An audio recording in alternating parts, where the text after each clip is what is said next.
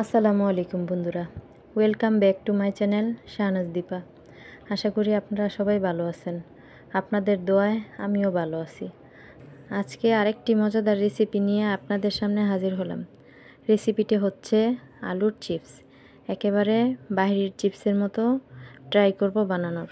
রেসিপিটা ভালো লাগলে দেখে যাবেন। আমার সকল ইউটিউব বন্ধুদের কাছে অনুরোধ থাকবে, ভিডিওটি না টেনে সম্পূর্ণ ভিডিও দেখবেন, লাইক কমেন্ট শেয়ার করবেন। আর যারা আমার চ্যানেলে আজ প্রথম, তাদের কাছে অনুরোধ থাকবে ভিডিও দেখার শুরুতেই চ্যানেলটা সাবস্ক্রাইব করে বেল বাটন অন করে দিবেন, লাইক কমেন্ট শেয়ার করবেন।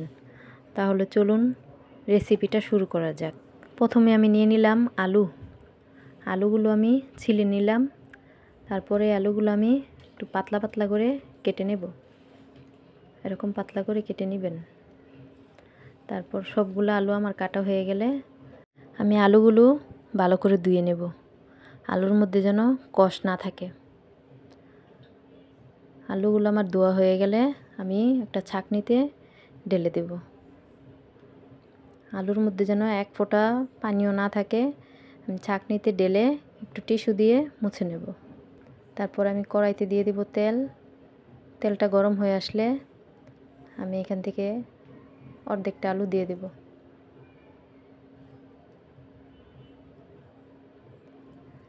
দিয়ে আমি ভালো করে ভেজে নেব।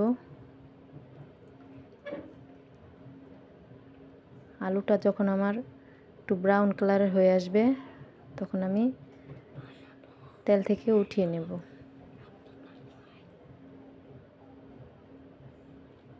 হয়ে গেল আমার ভাজা।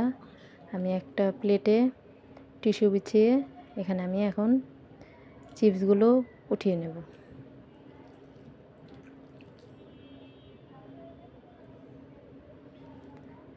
বাকি অর্ধেকটাও আমি তেলের মধ্যে দিয়ে দিব।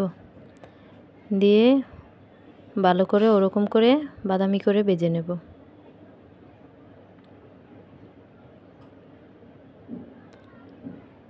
হয়ে গেছে আমার ভাজা। এগুলো আমি নামিয়ে ফেলব।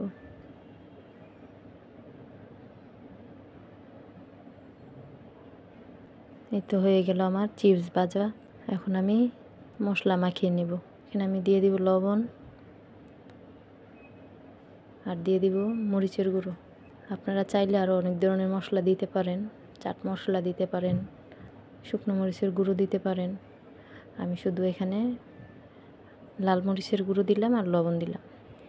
এই তো হয়ে গেল আমার বাহিরের মতো চিপস ভাজা।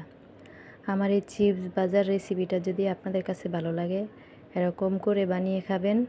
আর আমার চ্যানেলটা সাবস্ক্রাইব করে সবসময় পাশে থাকবেন। আমিও আপনাদের পাশে থাকব। আল্লাহ হাফেজ।